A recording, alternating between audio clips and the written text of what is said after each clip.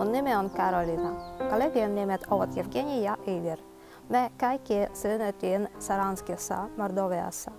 Mordovia on ainutlaatuinen paikka. Tämä on suomalaisugrilaisten koti, Ersa, Moksa. Olette meidän veljet ja siskot. Me halutaan puhua ympäristöongelmasta Mordoviassa. Vain kuvitelkaa, se on valtava ulostekuoppa. Mordoviassa on monia sellaisia kuoppia. Ulosteet lähtevät kaupungin viemääristä näihin kuoppiin. Alueviranomaiset eivät tee mitään. Siksi ulostekuopat vain mätänevät ja myrkyttävät ympäristöä. Kaatopaikat ovat nykyään ihmiskunnan todellinen ongelma. Mordoviassa ei ole vihreää teknologiaa.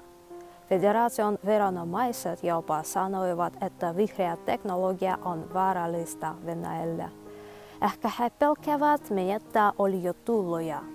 Saman aikaan Mordovian asukkaat tykähtyvät palavien katopaikkojen savun takia. Mordovian ekologisen katastrofin takia mehiläiset ja kalat kuolivat. Viranomaiset eivät kommentoi.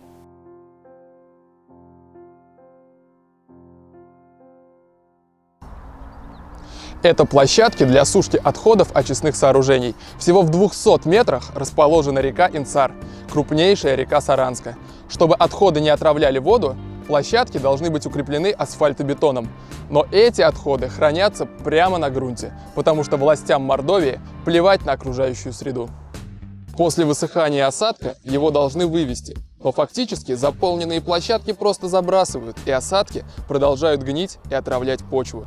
А из-за нарушения технологий весь город вынужден дышать отходами из канализации.